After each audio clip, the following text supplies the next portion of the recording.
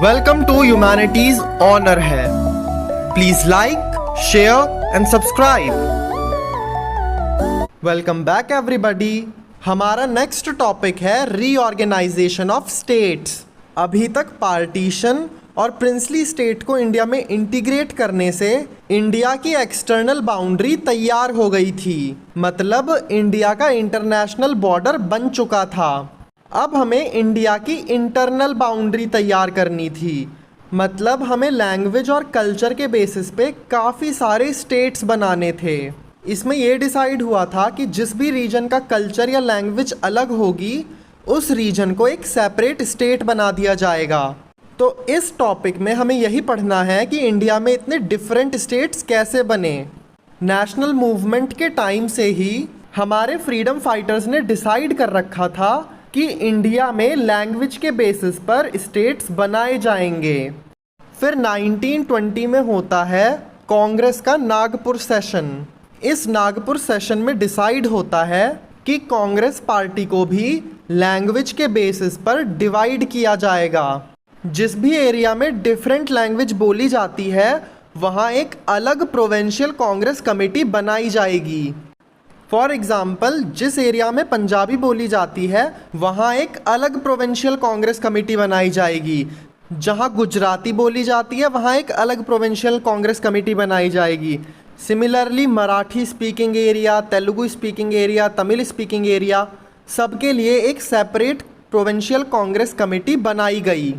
लेकिन इंडिपेंडेंस मिलने के बाद सभी लीडर्स डर रहे थे कि कहीं लैंग्वेज के बेसिस पर इंडिया को डिवाइड करने से इंडिया की यूनिटी ख़त्म हो जाएगी और इंडिया छोटी छोटी कंट्रीज़ में डिसइंटीग्रेट हो जाएगा। इसीलिए इंडिपेंडेंस मिलने के बाद लैंग्वेज के बेसिस पर डिफरेंट स्टेट बनाने वाली बात को डिले करा गया। लेकिन इस चीज़ के खिलाफ काफ़ी सारे लोगों ने प्रोटेस्ट करा क्योंकि वो चाहते थे कि लैंग्वेज के बेसिस पर इंडिया को डिवाइड किया जाए। तो ऐसा ही एक मूवमेंट है विशाल आंध्रा मूवमेंट। देखो, इस मूवमेंट के नाम में आंध्रा आ रहा है, तो इससे तुम याद रखना कि ये मूवमेंट करा गया था आंध्र प्रदेश बनाने के लिए। पहले इंडिया के इस पूरे रीजन को मद्रास प्रोविंस कहा जाता था। मद्रास के इस वाले रीजन में तेलुगु लैंग्वेज बोली जाती थी। तो ये तेलुगु बोलने वाले लोग डिमांड कर रहे थे कि हमारे तेलुगु स्पीकिंग रीजन को आंध्र प्रदेश बनाया जाए। इस मूवमेंट के लीडर थे पोट्टी श्रीरामुल्लू। इन्होंने अनाउंस किया कि जब तक आंध्र प्रदेश बन नहीं जाता तब तक मैं फास्टिंग करूंगा। पोट्टी श्रीरामुल्लू 56 डेज तक फास्ट रखते हैं और उसके बाद इनकी डेथ हो जाती है। अब पोट्टी श्रीरामुल्लू की डेथ होने से लोग काफ़ी ज़्यादा गुस्सा हो जाते हैं और वो प्रोटेस्ट करने लगते हैं। इस प्रोटेस्ट को रुकवाने के लिए दिसंबर 1952 में हमारे first prime minister Jawaharlal Nehru Andhra Pradesh की फॉर्मेशन कर देते हैं। आंध्र प्रदेश बनने के बाद दूसरे स्टेट भी डिमांड करते हैं कि हमें लैंग्वेज के बेसिस पर डिवाइड किया जाए। अब इंडियन गवर्नमेंट जानना चाहती थी कि क्या इंडिया को लैंग्वेज के बेसिस पर डिवाइड करना सही होगा। इसीलिए गवर्नमेंट 1953 में स्टेट रीऑर्गेनाइजेशन कमीशन बनाती है। ये कमीशन अपनी रिपोर्ट में बताती है कि इंडिया को लैंग्वेज के बेसिस पर डिवाइड करना सही डिसीजन है। फिर ये कमीशन 1956 में स्टेट रीऑर्गेनाइजेशन एक्ट पास करती है। इस एक्ट में लिखा गया था कि इंडिया में 14 स्टेट्स और 6 यूनियन टेरिटरीज बनानी चाहिए। तो चलो अब हम देखते हैं कि कौन सा स्टेट किस ईयर में बनाया गया। इंडिया का फर्स्ट स्टेट था आंध्र प्रदेश, जिसे दिसंबर 1952 में विशाल आंध्र मूवमेंट के बाद बनाया जाता है। बॉम्बे में 2 लैंग्वेज बोलने वाले लोग रहते थे, एक वो लोग जो मराठी बोलते थे और दूसरे वो जो गुजराती बोलते थे। इसीलिए 1960 में बॉम्बे को डिवाइड करके महाराष्ट्र और गुजरात बनाया जाता है। महाराष्ट्र बनाया गया मराठी बोलने वालों के लिए और गुजरात बनाया गया गुजराती बोलने वालों के लिए। आप देख सकते हो ये बॉम्बे के BO60 की तरह लगता है, तो इससे आप याद रखोगे कि बॉम्बे को 1960 में डिवाइड किया गया था। फिर 3 साल बाद मतलब 1963 में नागालैंड को बनाया जाता है। फिर और 3 साल बाद मतलब 1966 में पंजाब को डिवाइड किया जाता है, क्योंकि पंजाब में 2 लैंग्वेज बोलने वाले लोग रहते थे, एक वो जो पंजाबी बोलते थे और दूसरे वो जो हिंदी बोला करते थे। पंजाबी बोलने वालों के लिए तो पंजाब बचा रहा, लेकिन हिंदी बोलने वालों के लिए पंजाब में से थोड़ा सा एरिया अलग करके हरियाणा और हिमाचल प्रदेश बनाए गए। अब पंजाब की स्पेलिंग में आते हैं 6 लेटर्स, इसीलिए 1966 में 6 प्लस करेंगे और ये बन जाएगा 1972।